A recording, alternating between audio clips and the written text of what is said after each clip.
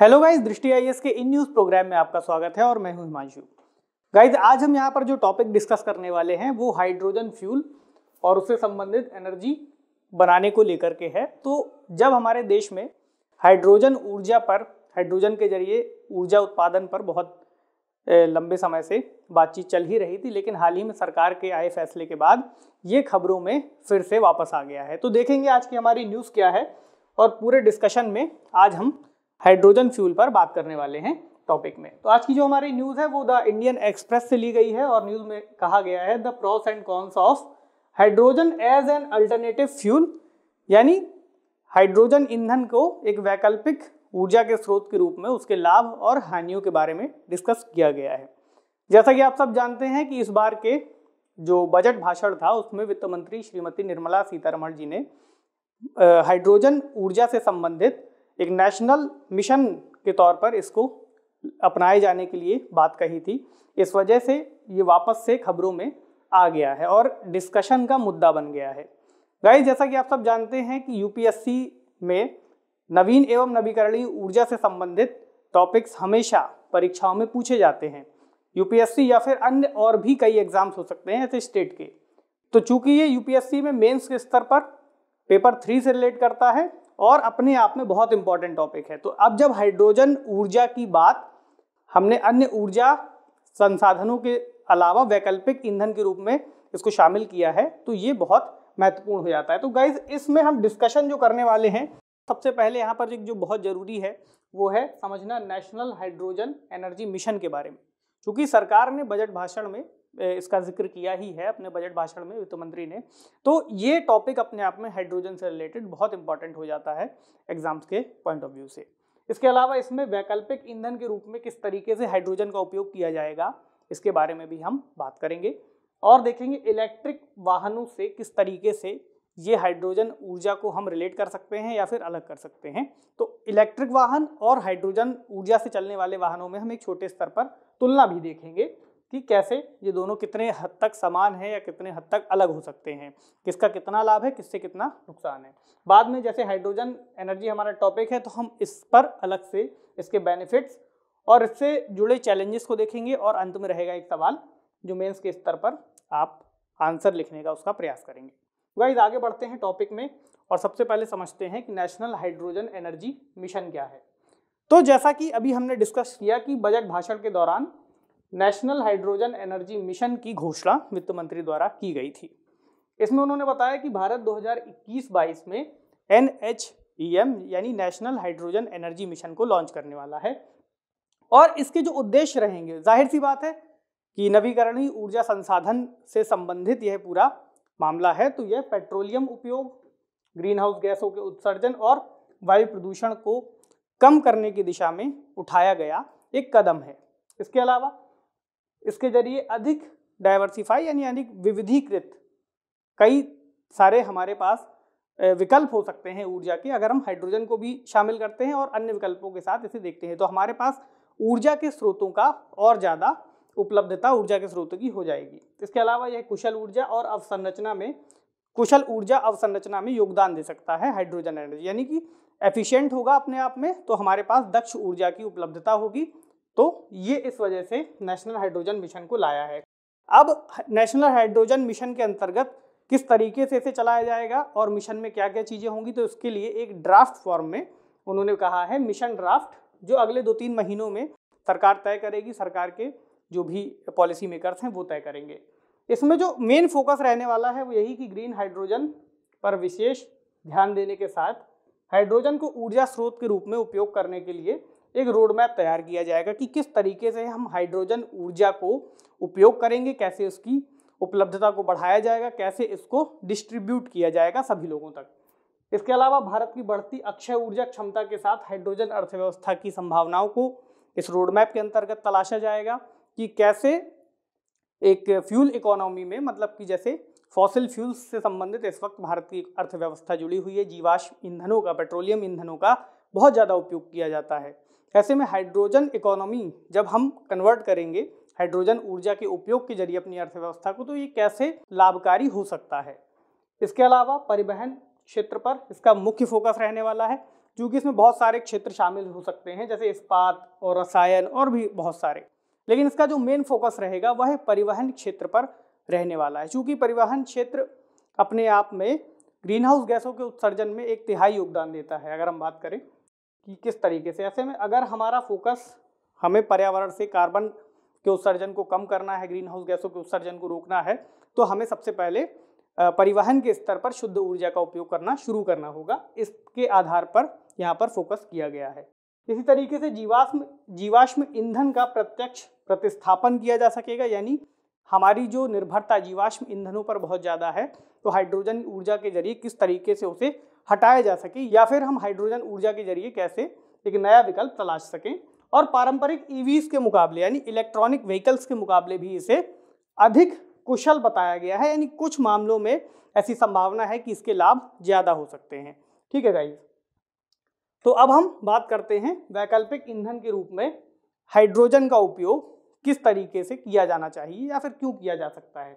सबसे पहली बात तो यह है कि भारत ने इसके लिए जो पेरिस जलवायु समझौता भारत ने साइन किया था, तो वो अपने आप में भारत के लिए कार्बन उत्सर्जन और ग्रीन हाउस गैसों के उत्सर्जन को कम करने के लिए एक रिस्पॉन्सिबिलिटी के तौर पर यानी एक दबाव बनाता है। ऐसे में 2050 तक भारत से कार्बन उत्सर्जन को कम करना भारत का एक लक्ष्य है, जिस पर वह आगे बढ़ेगा, इसलिए भी इस नीति को लाया गया है। दूसरा, 2022 तक 175 गीगावाट के अक्षय ऊर्जा क्षमता प्राप्त करना भारत का एक उद्देश्य है।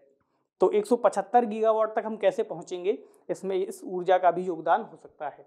इसी तरह केंद्रीय बजट 2021-22 में अक्षय ऊर्जा के विकास और हाइड्रोजन ऊर्जा मिशन के लिए लगभग 1500 करोड़ रुपए का आवंटन भी किया गया है, ताकि इससे संबंधित रिसर्च और भी बहुत सारे मामलों को आगे बढ़ाया जा सके और इस दिशा में हम समझ सके कि कैसे हाइड्रोजन का उपयोग किया जाएगा। अगला है हाइड्रोजन क्या है। इतनी देर से हम बात कर रहे हैं कि हाइड्रोजन मिशन, हाइड्रोजन ऊर्जा, हाइड्रोजन ईंधन। हाइड्रोजन क्या है समझ लेते हैं छोटे स्तर पर। तो देखिए, हाइड्रोजन एक तत्व है जो आवर्त सारणी में पहले और सबसे हल्के तत्व के रूप में विद्यमान है। हाइड्रोजन को हम H से इसकी पहचान करते हैं, और अगर हम हाइड्रोजन को देखें तो आवर्त सारणी में पहले नंबर पर आता है। दूसरा, हाइड्रोजन अपने आप में मुक्त अवस्था में अगर तत्व के रूप में हम देखें तो नहीं मिलता। यह अपने आप में गैर विषैला है, गंधहीन है, स्वादहीन है, रंगहीन है और अत्यधिक दहनशील है। यही इसकी प्रॉपर्टी, दहनशीलता के कारण इसको ईंधन के रूप में, एक बेहतरीन ईंधन के रूप में से देखा गया है। और इसकी संरचना में अगर हम बात करें तत्व के रूप में, तो H2 यानी द्विपरमाणविक संरचना के रूप में इसका अध्ययन किया जाता है। यानी हाइड्रोजन के 2 एटम्स का उपयोग हम करेंगे, तभी इसे H2 के रूप में हम एलिमेंट के तौर पर मानेंगे। तो ये यहाँ पर एक समझने वाली बात है हाइड्रोजन के लिए। अब गाइज हम आगे बढ़ते हैं और समझते हैं हाइड्रोजन ईंधन के प्रकारों के बारे में। तो गाइज, हाइड्रोजन ईंधन के यहाँ पर 3 टाइप बताए गए हैं कि किस तरीके से हाइड्रोजन ईंधन को निकालते हैं और उनका उपयोग करते हैं। इस आधार पर इन्हें 3 प्रकारों में बांटा गया है। पहला है ग्रे हाइड्रोजन, दूसरा है ब्लू हाइड्रोजन और तीसरा है ग्रीन हाइड्रोजन। तो अगर हम बात करें कि ग्रीन हाइड्रोजन, ब्लू हाइड्रोजन और ग्रे हाइड्रोजन कैसे एक दूसरे से अलग हैं, तो इसमें बहुत ज़्यादा समझने के लिए कुछ है नहीं। सबसे पहले तो ये है कि जो ग्रे हाइड्रोजन है, भारत में सबसे ज़्यादा इसी का उपयोग होता है, ग्रे हाइड्रोजन का। और ग्रे हाइड्रोजन का जो उत्पादन किया जाता है वो हाइड्रोकार्बन जैसे फॉसिल फ्यूल्स और आपके नेचुरल गैसेस से इसका उत्पादन किया जाता है। फॉसिल फ्यूल्स, नेचुरल गैसेस से जब इसका उत्पादन किया जाएगा तो जाहिर सी बात है कि अपशिष्ट के तौर पर इससे कार्बन डाइऑक्साइड का उत्सर्जन होगा। दूसरा है ब्लू हाइड्रोजन। तो ब्लू हाइड्रोजन और ग्रे हाइड्रोजन में बहुत ज़्यादा अंतर नहीं है। तो ब्लू हाइड्रोजन का भी जो निष्कर्षण है वो इसी तरीके से किया जाता है, फॉसिल फ्यूल्स के जरिए, और इससे जो निकलने वाले अपशिष्ट हैं वो कार्बन मोनोऑक्साइड, कार्बन डाइऑक्साइड हैं। लेकिन इन दोनों में अंतर ये है कि इससे जो निकलने वाले बाई प्रोडक्ट्स हैं इनका भंडारण किया जाएगा, यानी इनको स्टोर करने की सुविधा होगी और एक तरीके से जब इनका निष्कर्षण होगा तो इनको वापस से स्टोर कर लिया जाएगा। ऐसे में ये ज़्यादा पर्यावरण के लिए अधिक हितैषी होगा। तो ये इन दोनों में इतना अंतर है। तीसरे की हम बात करें ग्रीन हाइड्रोजन की, तो इसका थोड़ा सा अंतर ये है कि ग्रीन हाइड्रोजन रिन्यूएबल एनर्जी से प्राप्त किया जाता है, जैसे पवन ऊर्जा या अन्य ऊर्जा। इससे कैसे इसको प्राप्त किया जाएगा कि विद्युत क्षमता के जरिए, इलेक्ट्रिसिटी के जरिए हाइड्रोजन को और यानी कि वाटर से हाइड्रोजन और ऑक्सीजन को अलग अलग कर लिया जाएगा और उसके बाद उन दोनों का उपयोग किया जाएगा। ऐसे में यह अपने आप में बाकियों की तुलना में ज़्यादा किफ़ायती है और पर्यावरण फ्रेंडली है। तो भारत का जो मेन फोकस रहने वाला है वह रहेगा ग्रीन हाइड्रोजन के उत्पादन पे। ठीक है गाइस, आप चाहें तो यहाँ पर इन तीनों को देख भी सकते हैं।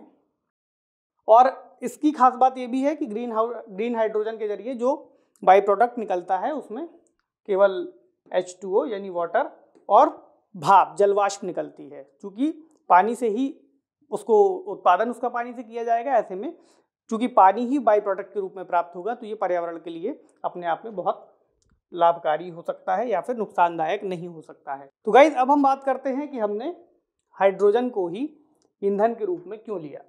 तो इसकी सबसे पहली वजह तो ये है कि ब्रह्मांड में हाइड्रोजन प्रचुर मात्रा में मौजूद है। प्रचुर मात्रा का मतलब बहुत सारा मौजूद है, खत्म होने की कोई संभावना अभी के लिए दिखाई नहीं देती। बहुत सारे ग्रह हाइड्रोजन से बने हैं, बाहर तो बहुत सारा है ही, प्लस पृथ्वी में भी चूंकि हल्की तो है लेकिन फिर भी पर्याप्त मात्रा में मौजूद है।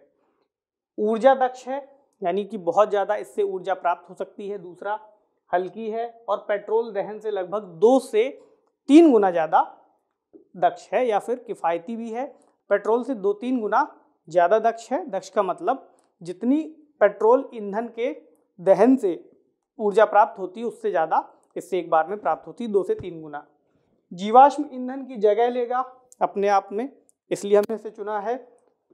जगह लेने से पर्यावरण प्रदूषण कम होगा। दूसरा, पेट्रोल की कीमतों पर भी इसका प्रभाव पड़ेगा। जाहिर सी बात है, भारत की अर्थव्यवस्था पूरी तरह से जीवाश्म ईंधनों के आयात पर निर्भर है।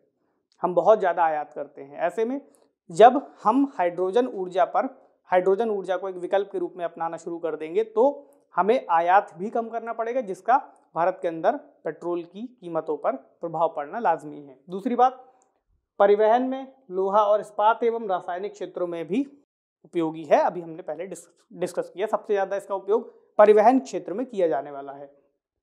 ठीक है गाइस, अब हम बात करते हैं इलेक्ट्रॉनिक वाहनों के लेकर के, यानी कि अगर हमारे पास पहले से इलेक्ट्रॉनिक वाहन थे तो कौन कौन से किस किस टाइप के इलेक्ट्रॉनिक वाहन हमारे पास हैं और कैसे उनका उपयोग किया जाता है। तो इसमें हमने 4 टाइप को शामिल किया है, जिसमें लगभग सभी को हम देखेंगे। तो पहला है HEVs यानी हाइब्रिड इलेक्ट्रिक वाहन। ये अपने आप में ऊर्जा ईंधन के लिए कुशल होते हैं, यानी बहुत ज़्यादा एफिशिएंट हैं। दूसरी चीज़, इनसे कम उत्सर्जन होता है, यानी कि ये ऐसे वाहन हैं जो हाइब्रिड है। हाइब्रिड का मतलब अन्य ईंधन का भी उपयोग करते हैं, साथ ही इलेक्ट्रिक का भी उपयोग करते हैं। दूसरे हैं प्लग इन हाइब्रिड वाहन, यानी जो सीधे एक से दूसरे में शिफ्ट हो सकते हैं। हाइब्रिड ये भी हैं अपने आप में, इलेक्ट्रिक भी हैं और बैटरी भी हैं, दोनों हैं, यानी इलेक्ट्रिक भी हैं और पेट्रोल भी हैं। बैटरी से भी चल जाएंगे, पेट्रोल से भी चल जाएंगे। तीसरे हैं बैटरी चालित इलेक्ट्रिक वाहन यानी BEVs। आपने ई रिक्शा देखे ही होंगे, जो बाहर सवारियों को लेकर के जाते हैं, वो अपने आप में BEVs के एग्जाम्पल्स माने जा सकते हैं। ये पूरी तरह से इलेक्ट्रिक होते हैं, साथ ही इन्हें रिचार्ज किया जा सकता है और इनमें पेट्रोल का उपयोग नहीं किया जाता। चौथा जो प्रकार है वो है FCEVs यानी फ्यूल सेल इलेक्ट्रिक वाहन। आप हाइड्रोजन फ्यूल सेल से संबंधित वाहनों को इस कैटेगरी में रख सकते हैं। इनमें क्या होगा उपयोग, हाइड्रोजन प्लस ऑक्सीजन का, यानी हाइड्रोजन को ऑक्सीजन से अलग किया जाएगा और इस पूरी प्रक्रिया में इसका उपयोग किया जाएगा। इनको रिफ्यूल किया जा सकता है और इनका ये रिचार्ज नहीं होते। देखिए, हाइड्रोजन ऊर्जा का जब हम किसी ईंधन के रूप में उपयोग करेंगे तो हाइड्रोजन से डायरेक्ट इलेक्ट्रिसिटी के रूप में हाइड्रोजन ऊर्जा का उपयोग नहीं किया जाता। हाइड्रोजन को सबसे पहले कंप्रेस करके एक टैंक में भरा जाएगा, उसके बाद उसको एक रासायनिक अभिक्रिया के माध्यम से उससे इलेक्ट्रिसिटी जनरेट की जाएगी। तो जो वाहनों में उपयोग किया जाएगा वहाँ पर हाइड्रोजन का एक टैंक होगा, जिसके जरिए आगे एक अभिक्रिया के माध्यम से सप्लाई मोटर तक दी जाएगी। तो ये चौथे टाइप के वाहन हुए। इनमें यानी कि बैटरी नहीं लगी है कि ये रिचार्ज होंगे, और इनमें केवल फ्यूल की फिलिंग होगी, यानी जब टैंक खाली हो जाएगा तो दोबारा से हाइड्रोजन गैस का वहाँ पर भर दिया जाएगा। गाइस, हम आगे बढ़ के अब देखते हैं हाइड्रोजन ईंधन वाहन और इलेक्ट्रिक वाहनों में किस तरीके से सिमिलैरिटीज़ भी हैं, क्या क्या समानताएं हैं, कितना किसका लाभ है, कितनी किसका नुकसान है या चैलेंज है। तो सबसे पहले देखते हैं हम हाइड्रोजन ईंधन वाहन को। इसकी एक चीज़ अभी जो चेक की गई है, टेस्ला की कार के आसपास ही इसकी रेंज निकल करके आई थी। तो इसकी रेंज ठीक ठाक है, लगभग 550 किलोमीटर एक चार्ज में जा रही है। अगर हाईएस्ट भी है फिर भी ठीक ठाक मानी जाएगी। लगभग शून्य कार्बन उत्सर्जन है इससे। लगभग शून्य का मतलब ये कि चूंकि हाइड्रोजन को प्राप्त करने के लिए कुछ फीसद यानी शुरुआत में कुछ इलेक्ट्रिसिटी का यूज़ किया जाता है, तो वो इलेक्ट्रिसिटी भी इसके उत्पादन में जोड़ी जाएगी। और इलेक्ट्रिसिटी का उत्पादन हम डायरेक्टली कोयला और अन्य संसाधनों के जरिए करते हैं। ठीक है, तो ये यहाँ पर लगभग शून्य इसलिए यहाँ पर कहा गया है। और बाकी इनके उपयोग के बाद तो अपने आप में पानी और वाष्प ही प्राप्त होती है, तो अभी के लिए इसे लगभग शून्य माना गया है। अगला, ये भारी लिथियम आयन बैटरियों से काफ़ी हल्का है ईंधन। हाइड्रोजन अपने आप में हल्का है, तो अगर इनका उपयोग किया जाएगा तो बड़ी बड़ी बैटरी से छुटकारा मिल सकता है। और इनकी जो रिफ्यूलिंग है वो 5 मिनट में की जा सकती है। ये है कुछ लाभ। दूसरी बात, अगर हम कहें कि ड्रॉबैक क्या है अभी के लिए तुलना करते टाइम, तो 2020 में लगभग हमने देखा कि लगभग 25,000 ही रोड में हाइड्रोजन ईंधन से चलने वाले वाहन थे, जो अपने आप में बहुत कम है। ऐसे में वैश्विक स्तर पर लगभग इनके केवल 500 ही हाइड्रोजन के फिलिंग स्टेशंस हैं, अपने आप में बहुत कम है।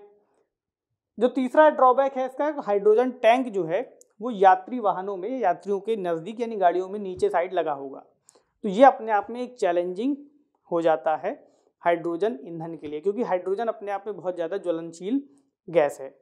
तो हाइड्रोजन अगर इतना नज़दीक होगा तो अपने आप में चैलेंज की बात है। अभी आगे हम इसे चुनौती में डिस्कस करेंगे। अब बात करें इलेक्ट्रिक वाहन की, तो इलेक्ट्रिक वाहन वर्तमान में तो 8 मिलियन इलेक्ट्रिक वाहन है लगभग सड़कों में, एक आंकड़ा बताता है। वहाँ 25,000 वाहन है, यहाँ 8 मिलियन वाहन है। दूसरा, हाइड्रोजन वाहनों की तुलना में अधिक सुरक्षित माने जाएंगे, क्योंकि ऐसा कोई फ्यूल टैंक इनका यात्रियों के नज़दीक नहीं है जिसमें कोई दुर्घटना होने की संभावना हो। लेकिन इसमें दिक्कत कहाँ है, ये चार्जिंग में अभी के लिए अधिक समय लेते हैं, यानी चार्जिंग में 5-6 घंटे लगभग लग जाता है, या 2-3 घंटे। अभी तकनीक पे बहुत तेज़ी से काम हो ही रहा है, लेकिन अभी भी इतने एफिशिएंट नहीं है कि लगाया और 5 मिनट में चार्ज हो गया। अगला, इनकी जो मोटर है वो तुलनात्मक रूप से कम शक्तिशाली बताई गई है। मतलब जो दैनिक यूज़ में जो भी गाड़ियाँ चलाई जा रही हैं वो इतनी सक्षम नहीं है कि उनसे बड़े और हैवी वाहन चलाए जा सके उन बैटरी और उन मोटरों के जरिए। ऐसे में अभी के लिए हाइड्रोजन ईंधन वाहन इनसे मजबूत दिखाई देते हैं, और हाइड्रोजन ईंधन वाहनों का भी उपयोग बड़े वाहनों में, हाइड्रोजन ईंधन का उपयोग बड़े वाहनों में किया जाएगा। अगर हम लाभ की बात करें तो पहला तो यही कि स्वच्छ ईंधन है, कार्बन मोनोऑक्साइड, हाइड्रोकार्बन्स और पार्टिकुलेट मैटर्स का उत्सर्जन अपने आप में बहुत कम है, ना के बराबर है। इसमें गाइस अगला है अपशिष्ट के रूप में जल का उत्सर्जन। तो जब इनका उपयोग होगा तो पानी का निष्कर्षण होगा इससे, जिसका उपयोग अपने आप में रेगिस्तानी जगहों पे या फिर अन्य तरीके की बंजर भूमियों में किया जा सकता है। अगला है बायोमास आधारित हाइड्रोजन उत्पादन से ग्रामीण अर्थव्यवस्था को लाभ मिलने की, बूस्ट मिलने की संभावना है। अगर बायोमास से हम उत्पादन करेंगे तो ग्रामीण क्षेत्रों से निकलने वाला जो भी बायोमास है या फिर इस तरीके के अपशिष्ट लकड़ी और भी चीज़ें हैं, तो उनका उपयोग यहाँ पर किया जा सकता है। अगली बात करें, अंतरिक्ष वाहनों में भी इस तकनीक के उपयोग की संभावना है। रॉकेट्स में इनका उपयोग किया जा सकता है हाइड्रोजन ईंधन का आने वाले समय में, चूंकि तकनीक है तो आगे उपयोग की जा सकती है। अगला, हाइड्रोजन आधारित ईंधन का उपयोग बड़े और मालवाहक वाहनों में वाहनों में किया जा सकता है। जैसा भी हमने जिक्र किया कि इससे बड़े वाहनों को चलाया जा सकता है तुलनात्मक रूप से इलेक्ट्रिक वाहनों की तुलना में।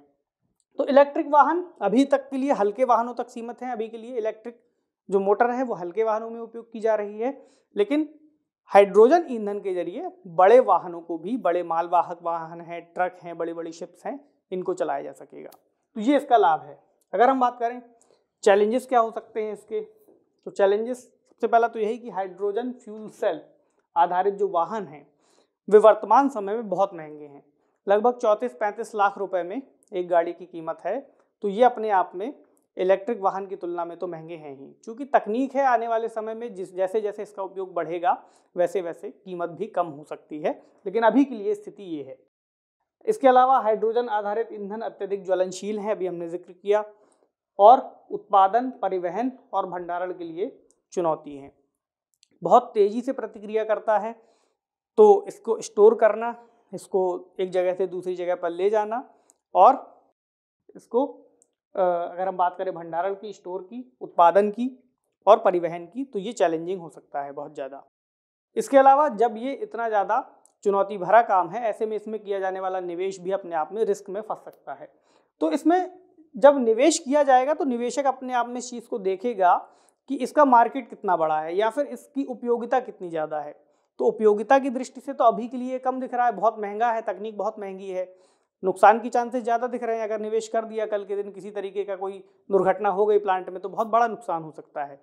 अंतर्राष्ट्रीय स्तर पर इसका जो बाजार मौजूद है वो भी इतना बड़ा नहीं है, ये भी एक चैलेंज है। ऐसे में निवेश को नुकसान होने की संभावना बहुत ज़्यादा है। तो देखिए, देश में इस समय इन्हीं सारे पॉइंट्स को उस रोड मैप में या फिर उस मॉडल जो ड्राफ्ट तैयार किया जा रहा है, इन सारे पॉइंट्स को उसमें शामिल किया जा रहा होगा। और आने वाले समय में सरकार इन्हीं सारे पॉइंट्स को लेकर के चलेगी कि कैसे इनसे डील किया जाए। प्लस जो बड़ी बड़ी कंपनियां हैं, रिलायंस, टाटा, वो भी इसमें आगे बढ़ करके इस तकनीक में कितनी संभावनाएं हैं उनको खोजने की कोशिश कर रही हैं सरकार के साथ मिल करके। चूंकि सरकार ने एक पॉलिसी बनाई है या फिर पॉलिसी की दिशा में सरकार ने एक बात कही है, तो अब इसमें रिसर्च आगे और किस तरीके से तकनीक का उपयोग किया जाए, ये सारी चीज़ें शामिल होंगी। तो इन पॉइंट्स को वे फॉरवर्ड में आप यूज़ कर सकते हैं गाइस। तो ठीक है, ये था आज का हमारा इस तकनीक से जुड़ा टॉपिक। अब हम देखते हैं कि क्या सवाल इससे संबंधित बन सकता है। तो सवाल है, हाइड्रोजन ईंधन क्या है? भारत के नेशनल हाइड्रोजन एनर्जी मिशन के परिप्रेक्ष्य में बताइए कि नवीकरणीय ऊर्जा प्राप्ति की दिशा में हाइड्रोजन ईंधन किस तरह मददगार हो सकता है। तो बहुत आसान सा प्रश्न है। सबसे पहले बताइए हाइड्रोजन ईंधन क्या है, हाइड्रोजन से किस तरीके से, मतलब किस किस तरीके के ईंधन हो सकते हैं भारत में। उसके बाद बताइए भारत के नेशनल हाइड्रोजन एनर्जी मिशन की, जब हमने बात की कि एनर्जी मिशन क्या है, पहले बताइए, फिर क्यों लाया गया, इस आधार पर 2-3 लाइन पे बताते हुए आगे बढ़िए। और नवीकरणीय ऊर्जा प्राप्ति की दिशा में कैसे हाइड्रोजन ईंधन मदद कर सकता है। तो कुछ 2-3 पॉइंट्स को आप लिख करके लाभ वाले आप इस पूरे आंसर को कंप्लीट कर सकते हैं। ठीक है गाइज, ये था आज का हमारा टॉपिक। पढ़ते रहिए, सेफ रहिए और आपसे मिलेंगे अगले टॉपिक में। तब तक के लिए शुक्रिया।